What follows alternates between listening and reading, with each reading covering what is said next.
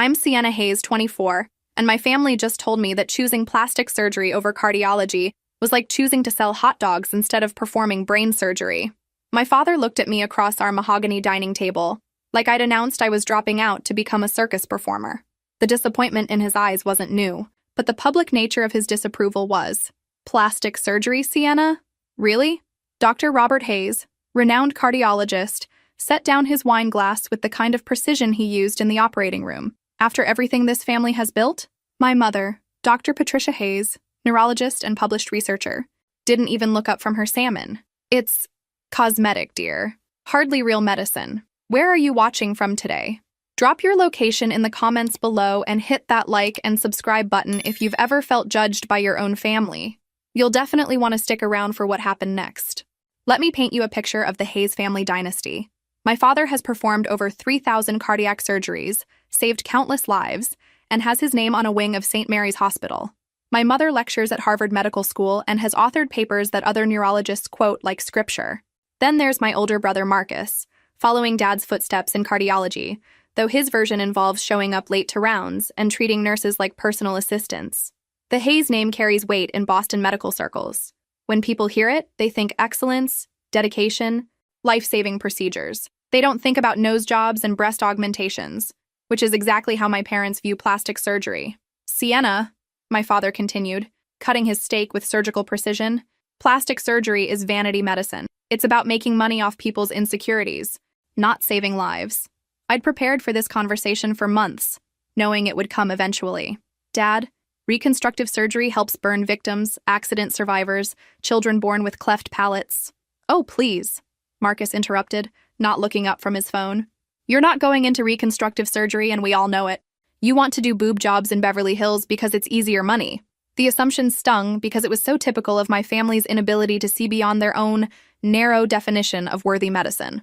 They'd already decided my motivations without asking about my actual plans or interests. I'm interested in all aspects of plastic surgery, I said evenly, including reconstructive work, trauma reconstruction, and yes, cosmetic procedures that help people feel confident about themselves. My mother finally looked up. Confident about themselves? Sienna, that's not medicine. That's therapy with a scalpel.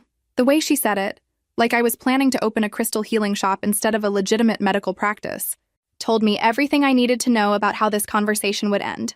I've already been accepted into the plastic surgery residency program at Mass General, I announced. I start in July. The silence that followed was deafening. My father's fork paused halfway to his mouth. My mother's expression shifted from dismissive to genuinely shocked. Without discussing it with us first? She asked. I'm 24, Mom. I don't need permission to choose my medical specialty. Marcus laughed, a sound devoid of warmth. Good luck paying for that residency on your own, sis. Mom and Dad aren't funding your vanity project. And there it was, the financial threat I'd been expecting. Marcus is right, my father said, setting down his fork entirely. We've invested heavily in your medical education up to this point. But if you insist on pursuing this path, you'll do it without our financial support. I looked around the table at my family, these people who were supposed to support my dreams, and felt something shift inside me. It wasn't anger exactly, more like clarity. I understand, I said quietly. My father seemed surprised by my calm acceptance. He'd probably expected tears, begging, or a dramatic change of heart. Sienna, my mother's voice softened slightly. We're not trying to punish you. We're trying to guide you toward a meaningful career, one worthy of the Hayes name, as if I was somehow diminishing it by wanting to help people feel better about themselves in a different way than they did. I'll make my own way, I said, standing up from the table, and I'll make my own name. As I walked toward the door, I heard Marcus mutter, "This should be entertaining to watch." If only he knew how right he was. The first thing you learn about working 3 jobs while completing a plastic surgery residency is that coffee becomes a food group. By my second month, I was running on 4 hours of sleep and pure determination. My parents' financial cutoff had been swift and absolute. No more rent money, no more car payments, no more family credit card for emergencies. Marcus, meanwhile, had just asked Dad for $20,000 to buy a new BMW, and gotten it, because apparently supporting the golden child's lifestyle was an investment, while funding my education was throwing money away. I picked up shifts at 2 different private hospitals and started working weekends at a cosmetic dermatology clinic. The irony wasn't lost on me that I was making decent money doing exactly what my family considered beneath us, while Marcus borrowed money monthly to maintain his image as a successful young cardiologist. "Sienna, you look exhausted," Dr. Williams, my residency supervisor, commented after I nearly fell asleep during a consultation. Everything okay at home? Home. That was a generous term for the studio apartment I'd rented in a questionable neighborhood because it was all I could afford after my parents cut me off. The heat barely worked. The neighbors upstairs seemed to enjoy rearranging furniture at 3 a.m., and the kitchen was so small I could touch both walls while standing in the center. But it was mine. Every square foot paid for with money I'd earned myself. Just adjusting to the schedule, I told Dr. Williams, which was partially true. The schedule was brutal. Monday through Friday, I was in residency from 6 a.m. until whenever our last surgery finished. Weekends, I worked 12-hour shifts at Boston Presbyterian, where wealthy clients came for discretionary procedures. I'd get home Sunday night so tired I'd sleep in my scrubs, then start over Monday morning. The financial pressure was constant and crushing. Medical school loans, rent, utilities, groceries, gas money, and the 1,000 small expenses that add up when you don't have family money as a safety net. Some nights, I'd lie in my narrow bed doing mental math, calculating how many weekend shifts I'd need to pick up to make rent. My relationship with my family during this time could be summarized as polite distance. They'd call occasionally, asking how I was doing, but the conversations always felt like they were waiting for me to admit defeat and switch specialties. Sienna, we had dinner with the Richardsons last night, my mother mentioned during one of our weekly check-ins. Their son James is doing his cardiology fellowship at Johns Hopkins. Such a bright future ahead of him. The subtext was always there. Look what you could have been if you'd made better choices. Marcus surprisingly called me one Thursday evening while I was studying for boards between shifts.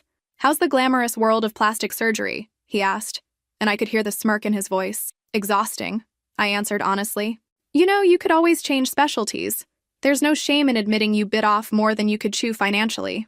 This from the man who'd called Dad earlier that week, asking for money to cover his portion of a weekend trip to Martha's Vineyard with his medical school friends. I'm managing fine, Marcus. Thanks for the concern. I'm just saying, if you ever want to switch to internal medicine or family practice, something more sustainable, I could put in a word with some people.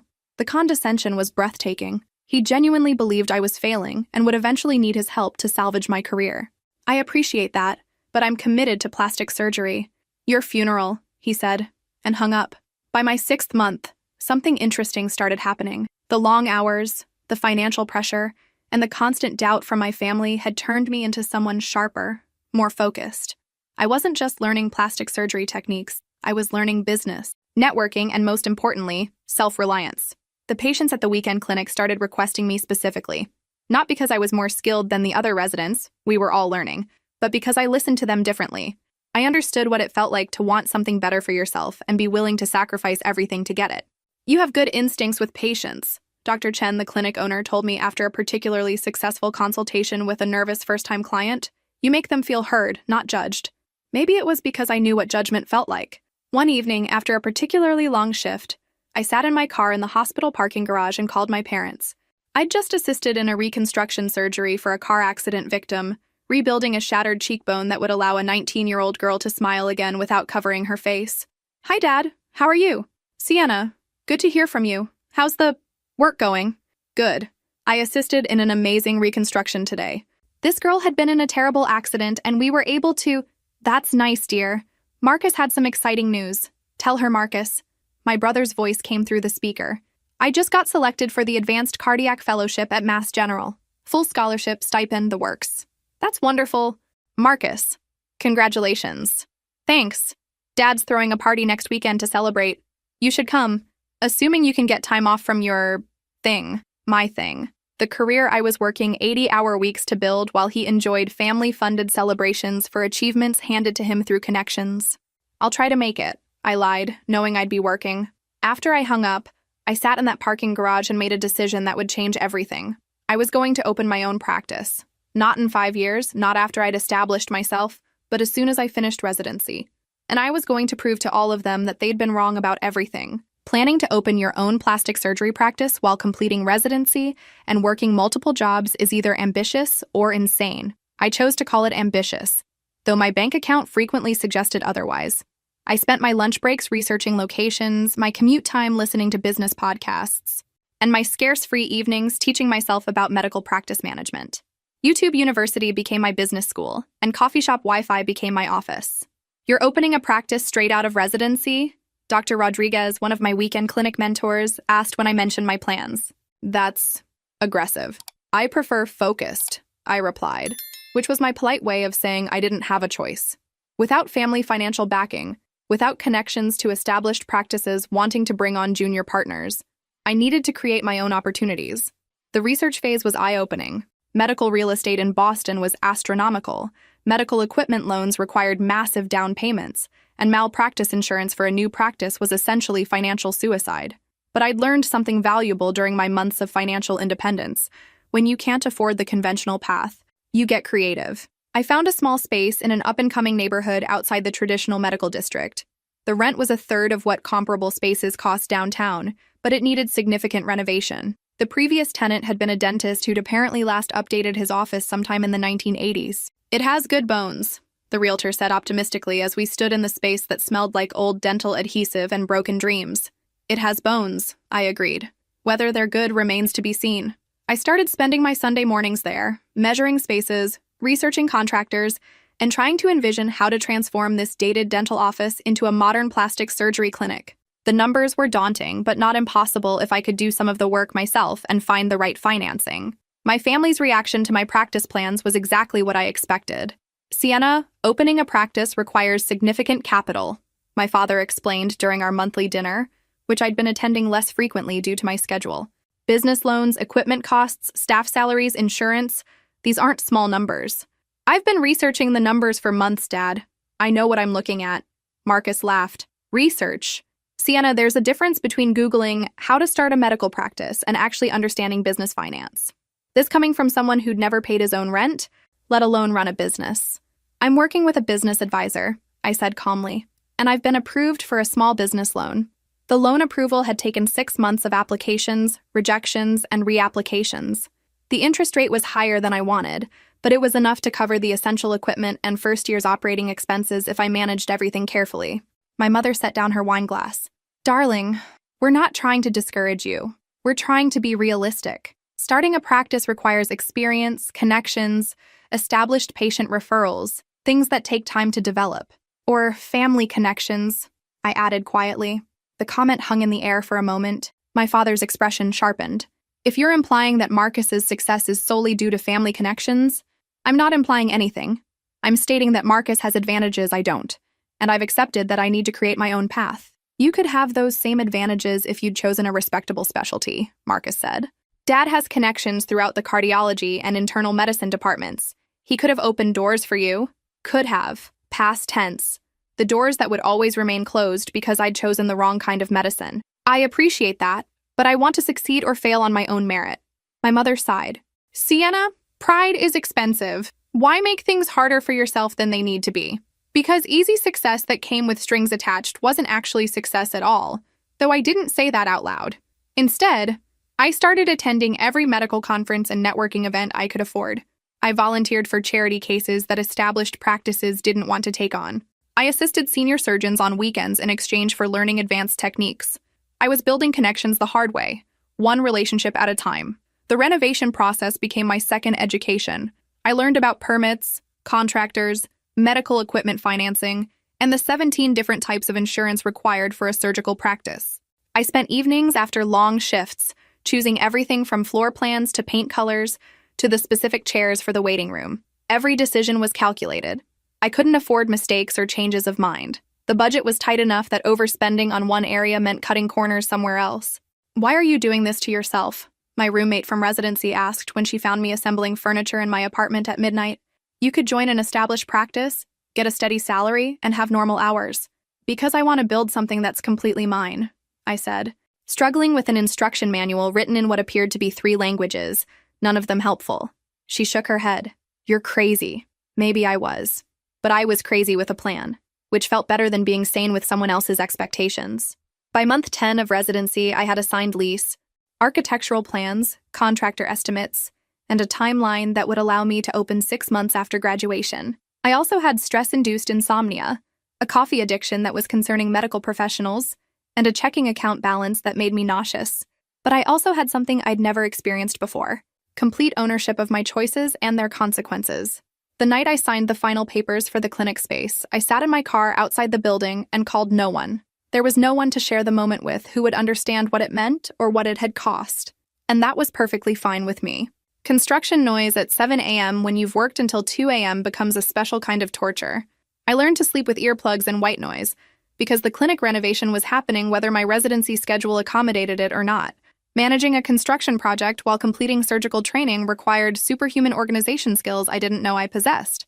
I'd get updates from contractors during 5-minute breaks between surgeries, approve material changes via text while scrubbing in, and review electrical plans during lunch when I remembered to eat lunch. "Dr. Hayes, you seem distracted lately," Dr. Williams commented after I'd asked him to repeat post-operative instructions twice in one morning. "Just a lot going on outside of residency, sir." "Personal issues?" I almost laughed. "If you considered opening a medical practice during your final months of training a personal issue, then yes. Nothing that affects my work performance," I assured him, which was technically true.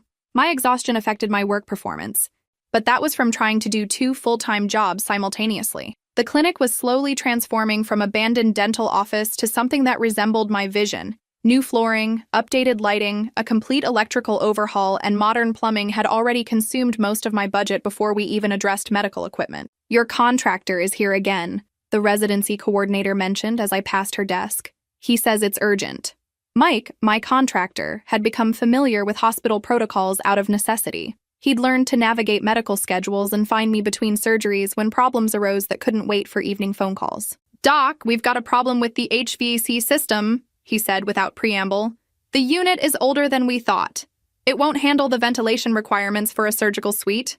The replacement cost was 3 times the original estimate and would delay opening by at least 6 weeks. I stood in the hospital corridor doing mental math while residents, nurses, and patients flowed around us. "What are my options? Replace it now or replace it later when it fails inspection. Either way, you need a new system for your surgical suite to be licensed." The financial hit meant cutting other planned improvements and stretching my loan to its absolute limit. But without proper ventilation, there would be no surgical suite, which meant no practice. "Order the new system," I said, feeling my carefully planned budget dissolve. "You sure? That's a big chunk of change." "I'm sure." What I was actually sure about was that I'd committed too much to turn back now. The lease was signed, the contractors were hired, and my residency ended in 3 months. Failure wasn't an option. That evening, I sat in the unfinished clinic space surrounded by construction dust and equipment boxes, updating my financial projections. The numbers were tighter than I'd planned, but still workable if everything went according to schedule and nothing else went wrong. 2 weeks later, something else went wrong. The city inspector found an issue with the electrical panel, Mike informed me during my lunch break. "It needs to be completely rewired to meet current medical facility codes." Another unexpected expense. Another delay. Another evening spent revising budgets and extending loan applications. "How much longer?" I asked, walking through the space that still looked more like a construction site than a medical facility. 8 weeks, maybe 10 if we don't hit any more surprises. 10 weeks would put opening right at my graduation date, assuming no more surprises. In construction, assuming no surprises was like assuming it wouldn't rain during a Boston winter. My family's reaction to my construction updates during our monthly dinners was predictable. These sorts of cost overruns are exactly why opening a practice requires experience, my father said when I mentioned the HVAC replacement. "Business planning isn't just about estimating costs. It's about planning for contingencies." "I'm handling the contingencies as they arise," I replied. "By borrowing more money, by problem solving and adjusting plans as needed." Marcus looked up from his phone. "How much debt are you taking on for this place?" The question was clearly intended to demonstrate the recklessness of my financial decisions, but I'd actually done my homework on debt-to-income ratios for new medical practices. "Within normal parameters for practice startups," I answered. "Normal for practices opened by experienced doctors with established patient bases," my mother added. "Not for residents with no track record." Their concerns weren't entirely wrong, which made them more frustrating than if they'd been completely off base. I was taking financial risks that would have been easier to manage with family backing or established connections. But I'd learned something during months of handling problems on my own. Every challenge I solved myself made me more confident about solving the next one. Every decision I made without family input proved I could trust my own judgment. "Have you thought about partners?" my father asked. "Bringing in an established doctor to share costs and provide mentorship?" "I've considered it, but I want to maintain creative control over how the practice operates." "Creative control over a medical practice?" Marcus laughed. "Sienna, it's not an art project, it's a business. It's a business that reflects my values and approach to patient care, Partnership would mean compromising on those things. My mother shook her head. Stubbornness is not a business strategy. Maybe not, but it had gotten me this far.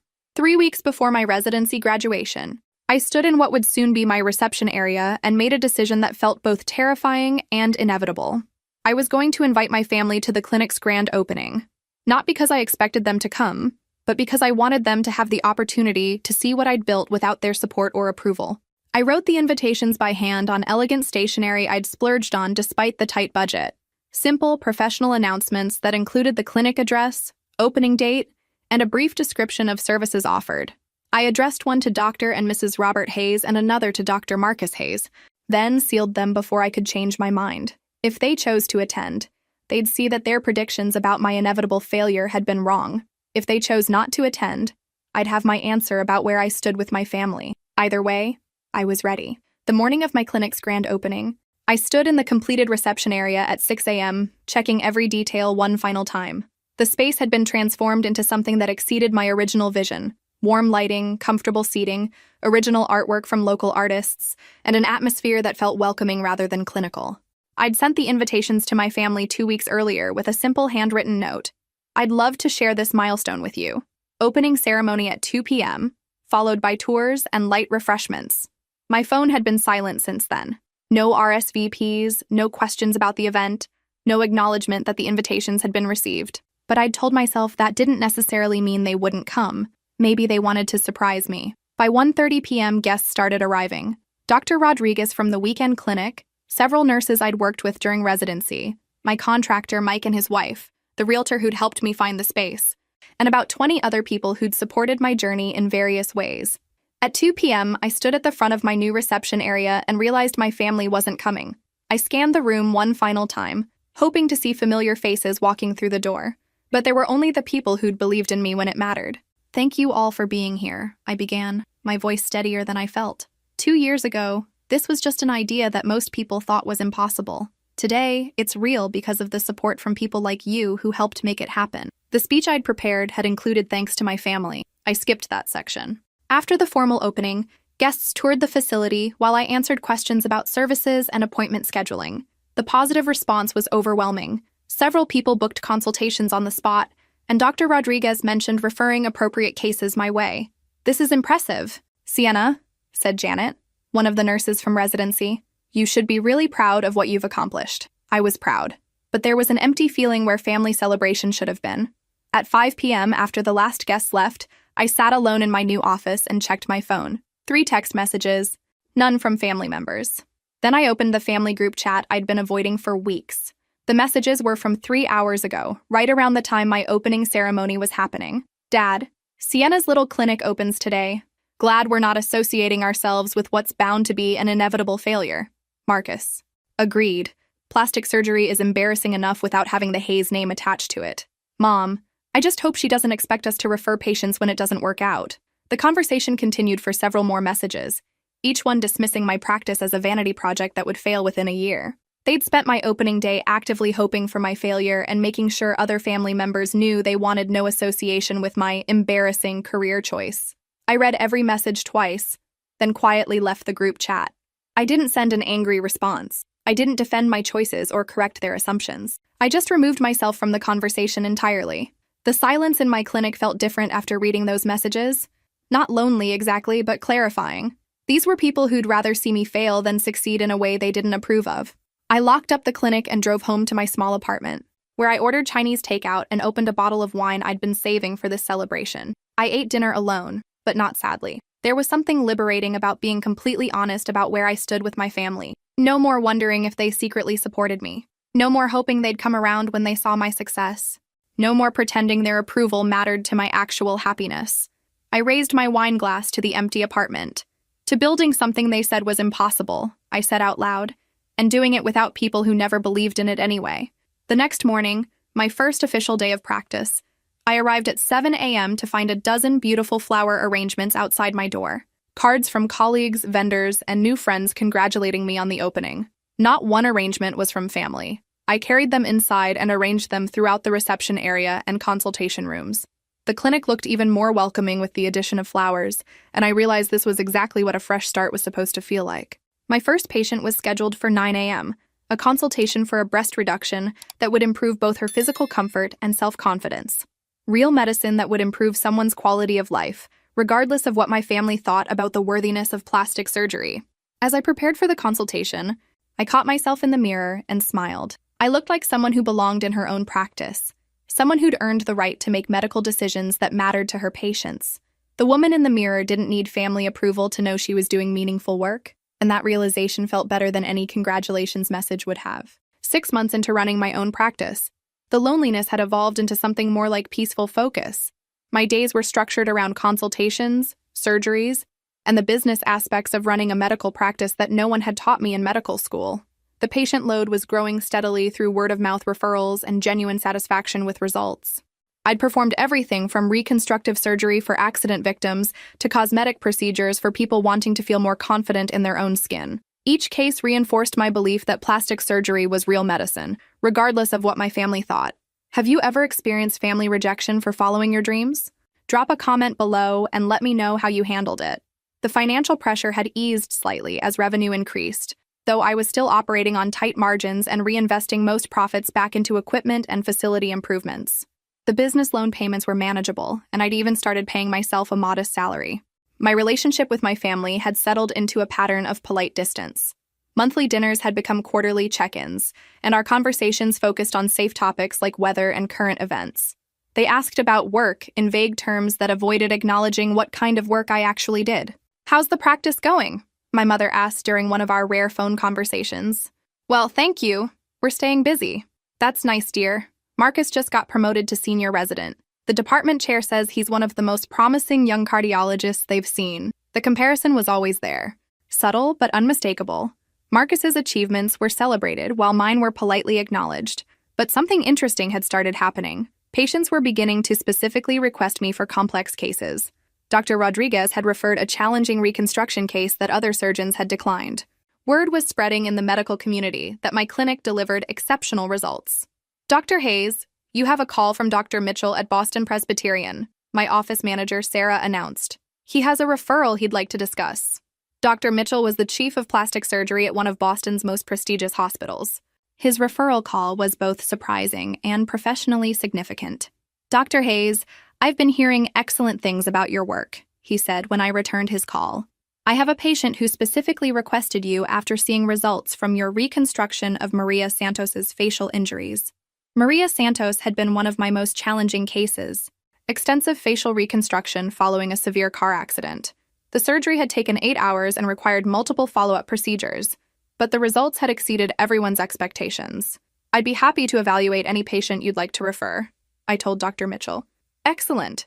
I should mention that this patient is somewhat high profile. She's been interviewed by several surgeons, but she wants to work with you based on your reputation for natural-looking results."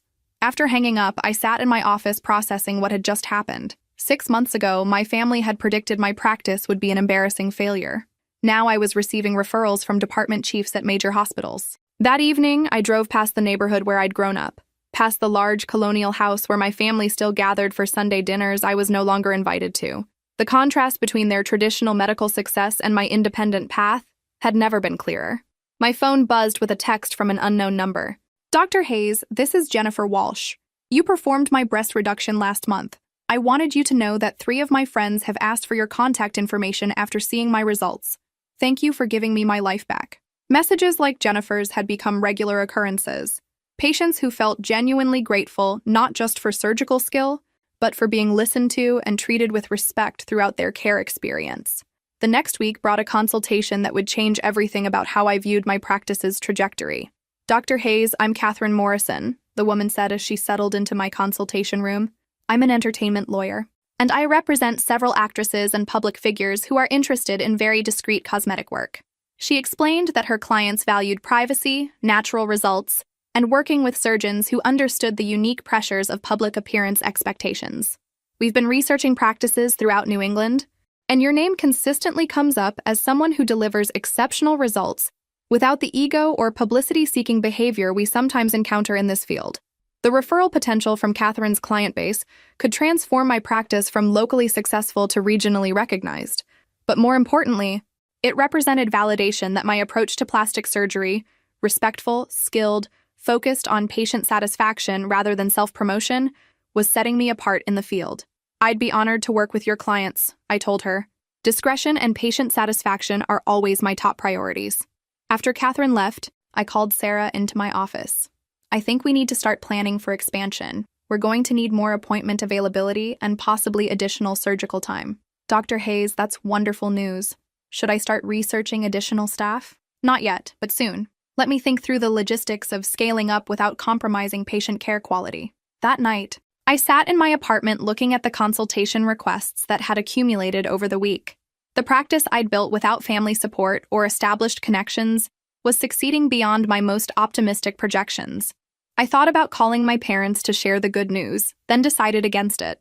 This success belonged to me and the people who'd supported me along the way. The family who'd predicted my failure didn't deserve to share in celebrating my success. 18 months into running my practice, something shifted. The steady growth I'd experienced suddenly accelerated into what I can only describe as explosive success. It started with Amanda Chen, a Broadway actress who'd quietly flown to Boston for a subtle nose refinement. "Dr. Hayes, I cannot thank you enough," Amanda said during her final follow-up appointment.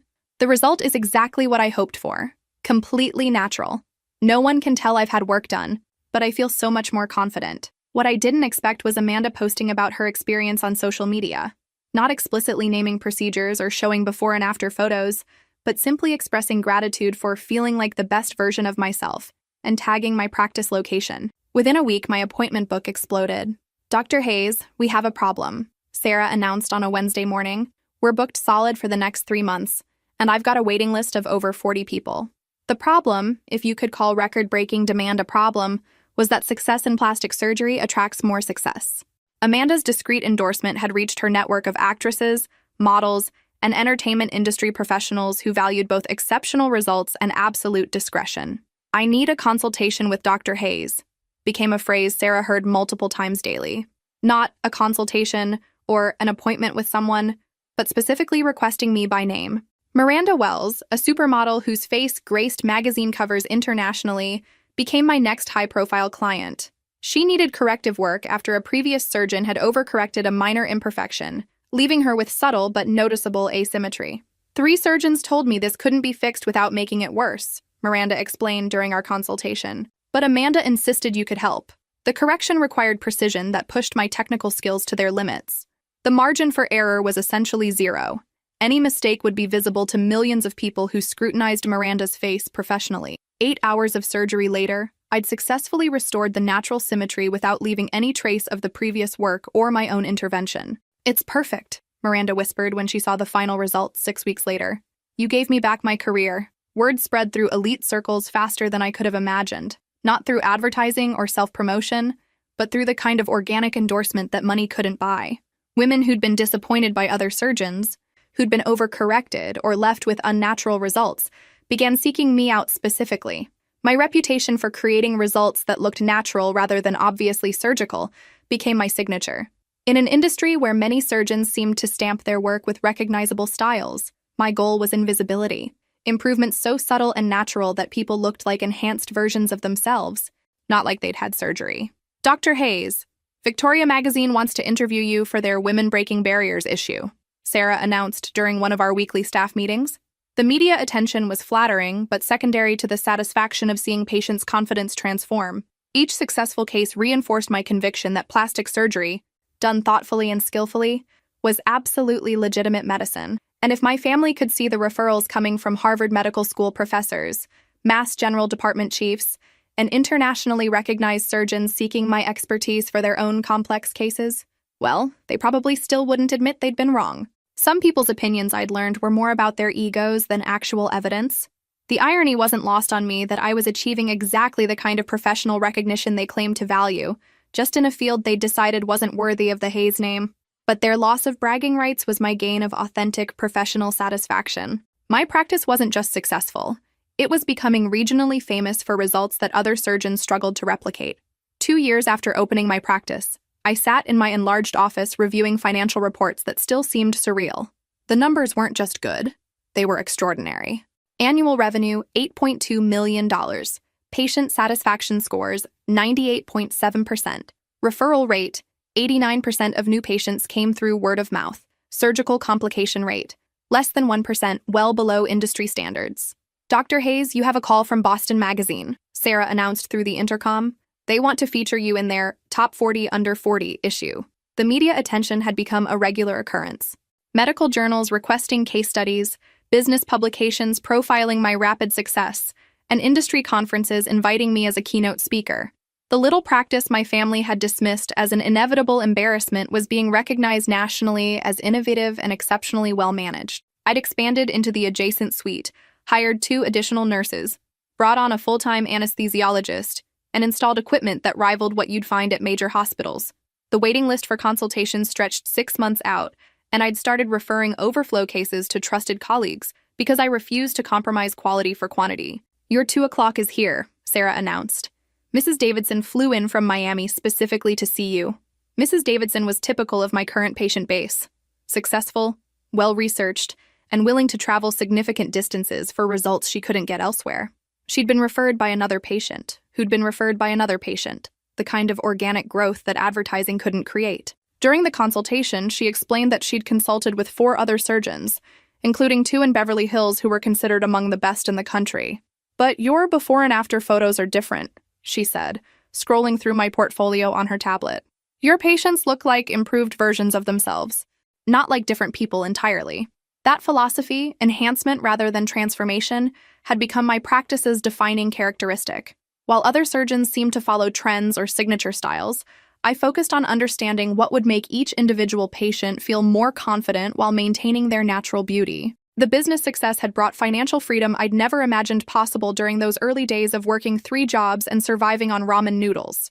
I'd paid off my student loans, upgraded to a beautiful apartment overlooking the harbor, and established a substantial emergency fund that meant never again worrying about making rent.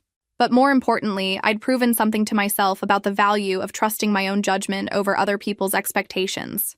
My phone rang during lunch, a rare moment when I wasn't with patients or in surgery. Dr. Hayes? This is Dr. Patricia Morrison from the American Board of Plastic Surgery.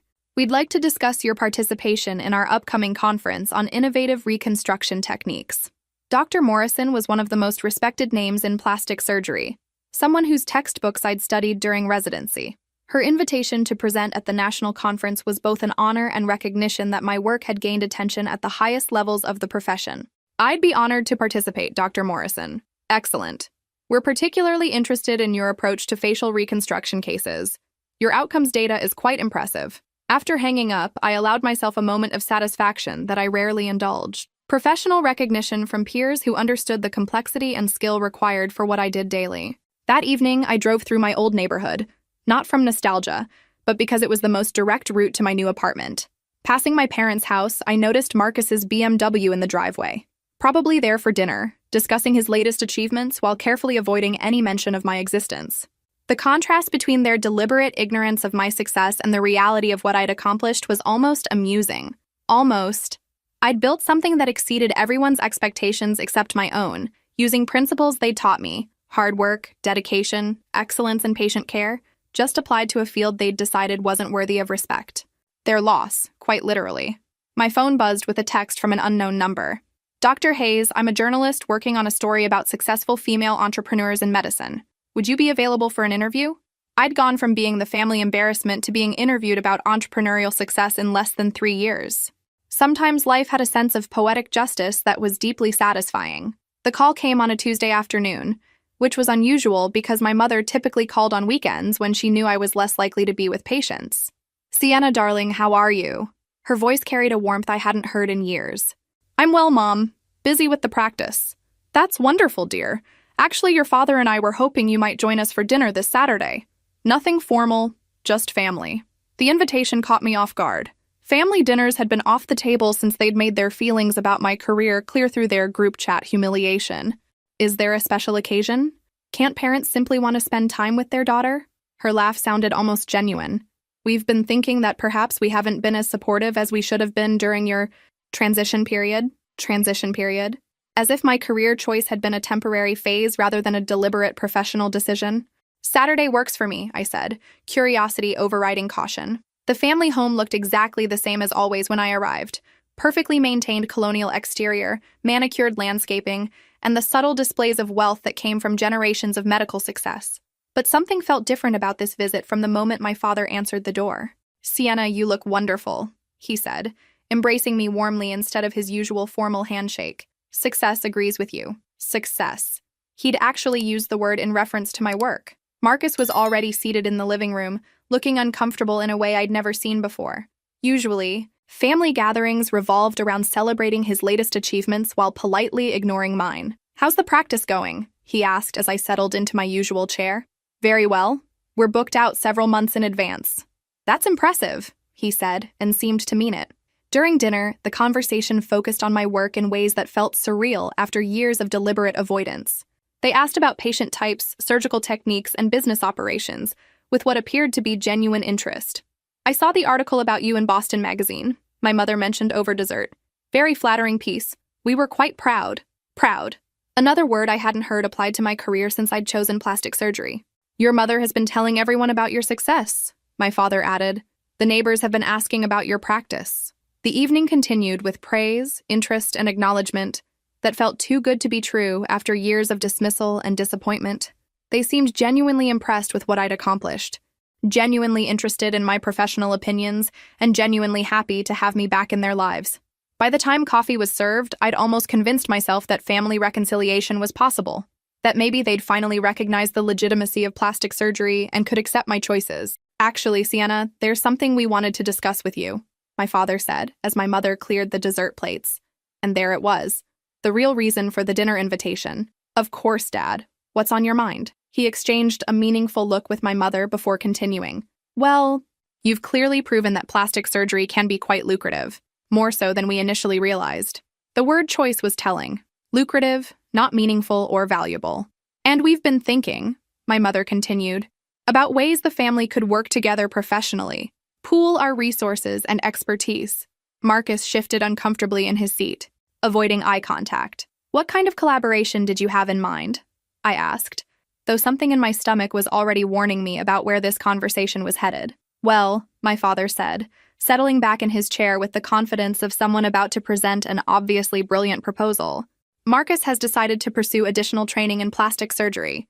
We've arranged for him to complete a fellowship program, and we thought it might benefit everyone if we could combine your established practice with his medical expertise and our business experience."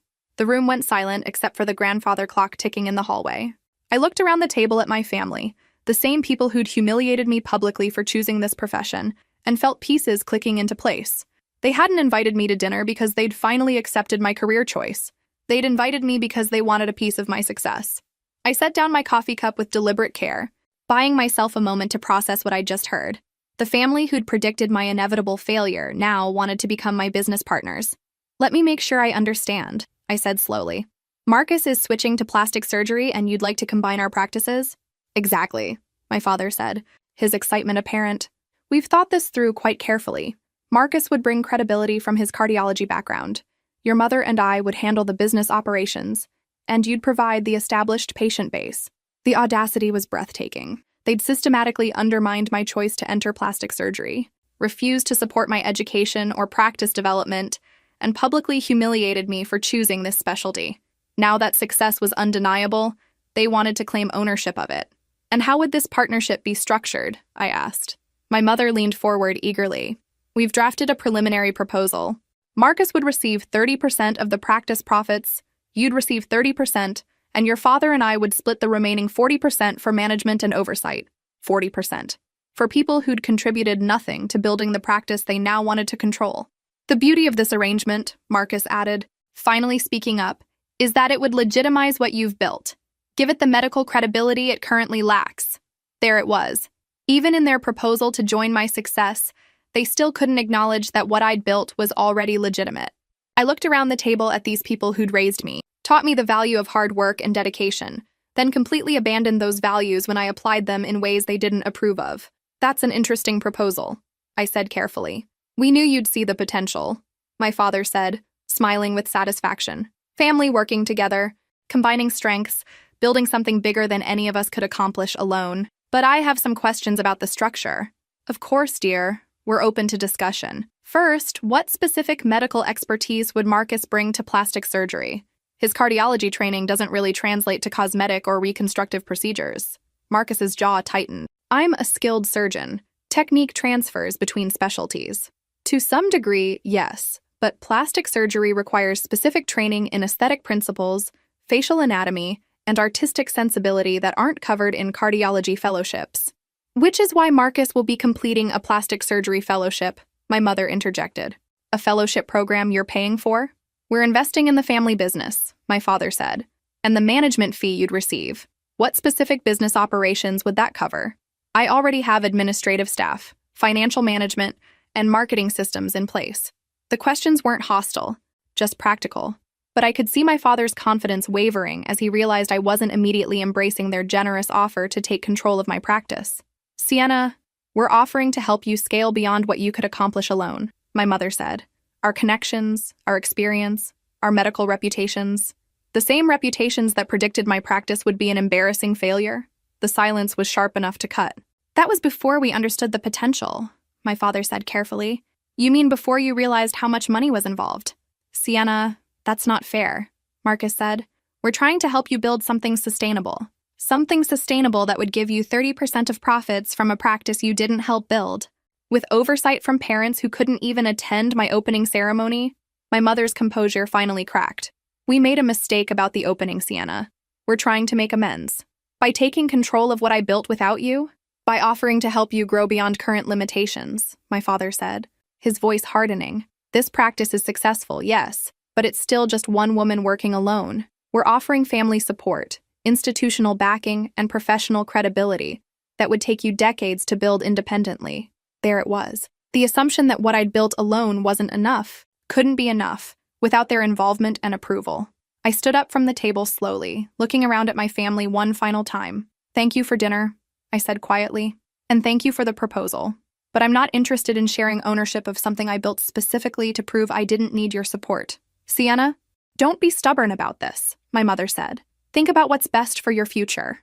I am thinking about my future, and it doesn't include business partnerships with people who wanted me to fail until failure became impossible to ignore. I walked toward the door without looking back. You'll regret this decision, my father called after me. You can't build something lasting without family support. I paused at the door and turned around one final time. Watch me. 6 months later, I stood in the lobby of the Westin Hotel downtown, adjusting my dress before entering the grand opening reception for Hayes Family Plastic Surgery. Yes, they'd actually used our family name for Marcus's practice, which was either the height of irony or the depth of delusion. The invitation had arrived 3 weeks earlier, formal and elegant, requesting my presence at a celebration of medical excellence and family tradition. I'd debated whether to attend, but curiosity won over dignity. I wanted to see what they'd built with the money they'd refused to invest in my education or practice. The space was impressive, I had to admit. Prime location in the medical district, marble floors, crystal chandeliers, and the kind of luxurious decor that screamed expense rather than taste. Everything designed to convey wealth and prestige rather than medical competence. Sienna, you came, my mother said, approaching with a champagne flute and a smile that didn't reach her eyes. How lovely to see you. Congratulations on the opening, I replied politely. This is quite an impressive space. Your father spared no expense. Only the best for Marcus's practice. Only the best. The same parents who'd refused to help finance my much more modest clinic had apparently opened their wallets completely for Marcus's venture into the field they'd once called embarrassing. Marcus appeared beside us, looking uncomfortable but trying to project confidence. Thanks for coming, Sienna. I know things have been complicated between us. Congratulations on your career change, I said. How are you finding plastic surgery? Challenging, but rewarding. Different from cardiology, obviously, but the surgical principles are similar. I nodded politely while internally wondering if he'd mentioned that surgical principles and aesthetic sensibility were entirely different skill sets. The reception was full of medical professionals, society figures, and potential patients who'd been attracted by the marketing campaign my parents had funded. I mingled politely, listened to conversations about the practice's state-of-the-art facilities, and observed Marcus trying to discuss procedures he'd clearly learned about recently rather than mastered through experience. Dr. Sienna Hayes, a familiar voice said behind me. I didn't expect to see you here. I turned to find Dr. Rodriguez, my former mentor from the weekend clinic. Just paying my respects to family, I said quietly. Interesting career pivot for your brother. Though I have to say, patients have been asking me about the difference between your practice and this one. What kind of differences? Results? Mainly. You've built quite a reputation for natural-looking outcomes. People want to know if they can expect the same level of artistry from a cardiology-trained surgeon, regardless of how impressive his facilities are. The conversation was interrupted by my father taking the microphone for a toast. Thank you all for celebrating with us tonight, he began. Hayes Family Plastic Surgery represents the next evolution of our family's medical legacy, combining traditional surgical excellence with modern aesthetic medicine. Traditional surgical excellence. As if what I'd been doing for the past 3 years didn't qualify. Marcus brings years of cardiovascular surgical experience to plastic surgery, supported by the business acumen and medical connections our family has developed over decades. The implication was clear. Unlike some people who'd struck out on their own, Marcus had the backing to succeed properly. I slipped out during the applause, having seen enough of their celebration of everything I'd been denied when I needed it. 3 months later, my phone rang during lunch. Dr. Hayes, this is Janet Morrison. You performed my breast reduction last year. Of course, Janet. How are you feeling? Wonderful, thanks to you. But I'm calling about something else. My sister went to that new Hayes practice downtown for a rhinoplasty. I referred her because of our family name, thinking it might be related to you. My stomach sank. How did it go? Not well. The results look unnatural and she's having breathing problems.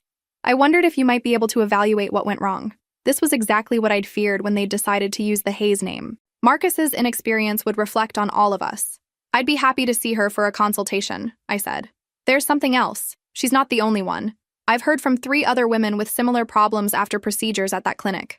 Over the following weeks, I quietly treated 5 patients who'd received substandard care from my family's practice. Poor surgical technique, unrealistic promises, and results that required corrective surgery. I never told any of them about my relationship to the other Hayes practice. Professional ethics aside, their disappointment was punishment enough for my family's arrogance. The irony was perfect. They'd entered my field to capitalize on success they'd dismissed, then failed because they'd assumed surgical skill could be transferred without artistic understanding or respect for the specialty. Marcus had learned to cut and stitch, but he'd never learned to see, and their patients were paying the price for that distinction. The call came 18 months later, on a Tuesday morning that started like any other. Marcus's voice on the phone was different, smaller somehow, lacking the confidence that had always defined him. Sienna? We need to talk. What about, Marcus? The practice. We're having some difficulties. Difficulties. Such a gentle word for what I'd been observing from the sidelines. Patient complaints, malpractice consultations, and a steady stream of revision cases seeking to correct Marcus's work. I'm sorry to hear that. We're closing the downtown location, moving to something smaller in the suburbs. The flagship practice they'd opened with such fanfare was shutting down after barely a year of operation. The marble floors and crystal chandeliers apparently couldn't compensate for surgical results that left patients dissatisfied and seeking corrective procedures elsewhere. We were wondering, Marcus continued, his voice barely audible, if you might consider some kind of collaboration, maybe referring overflow cases, or providing surgical consultation when needed. The irony was so perfect it almost made me laugh. The family who'd refused to support my education now wanted my professional expertise to salvage their failed venture. Marcus, I appreciate you reaching out, but I don't think that would be appropriate. Sienna, we made mistakes. We see that now. Dad and Mom realized they underestimated what you accomplished. Too little, too late. The recognition they were offering came only after their own failure made my success impossible to deny or diminish. I hope you're able to work through whatever challenges you're facing, I said diplomatically. Is there any way we could start over? As family? I looked out my office window at the busy street below, where patients were arriving for consultations, staff was preparing for surgeries, and life was continuing in the practice I'd built without their support or approval. Marcus, when I needed family support, you told me I'd regret my career choice. When I invited you to celebrate my opening, you publicly called it an inevitable failure. When I succeeded despite your predictions, you wanted to take control of what I'd built. We were wrong about everything. Yes, you were. But more importantly, you were willing to watch me fail, rather than admit you'd been wrong. The silence stretched between us until Marcus finally spoke again. So there's no chance for our family to reconcile? There was always a chance for reconciliation, Marcus, but it required acknowledging that I'd made valid choices and achieved legitimate success. Instead, you only reached out when you needed something from me. After hanging up, I sat in my office processing the conversation. The family who'd predicted my inevitable failure was now struggling with their own. The parents who'd refused to invest in my education had lost their investment in Marcus's practice. The brother who'd mocked my choices was asking for help from the sister he'd dismissed. I felt no satisfaction in their struggles, but I also felt no obligation to rescue them from consequences they'd created. My phone buzzed with a text from Sarah. Your 2 p.m. consultation is here early. Also, Dr. Morrison from Harvard called about referring another complex reconstruction case. Professional recognition, financial success, and personal satisfaction had all come from staying true to my vision despite their opposition. The Hayes name they'd worried I would embarrass had become synonymous with excellence in plastic surgery, just not in the way they'd expected. I'd proven that success built on authentic passion and genuine skill would outlast success built on inherited advantages and family connections. That evening, I drove through my old neighborhood one final time, past the colonial house where Sunday dinners happened without me, past the practice location where they'd celebrated Marcus's entry into my field, past the privileged world where approval mattered more than achievement. My apartment overlooked the harbor now, filled with art I'd chosen, furniture I'd selected, and the quiet satisfaction of a life built entirely on my own terms. The family who'd rejected my dreams had never understood that their rejection had freed me to exceed those dreams completely. Sometimes the greatest gift people can give you is the motivation that comes from proving them wrong. And sometimes the most powerful revenge is building something so successful that their opinion becomes irrelevant. If this story resonated with you, make sure to like and subscribe for more incredible stories of people who turned family doubt into unstoppable success. Share your own experiences in the comments below. Have you ever had to choose between family approval and following your dreams? I'd love to hear your story.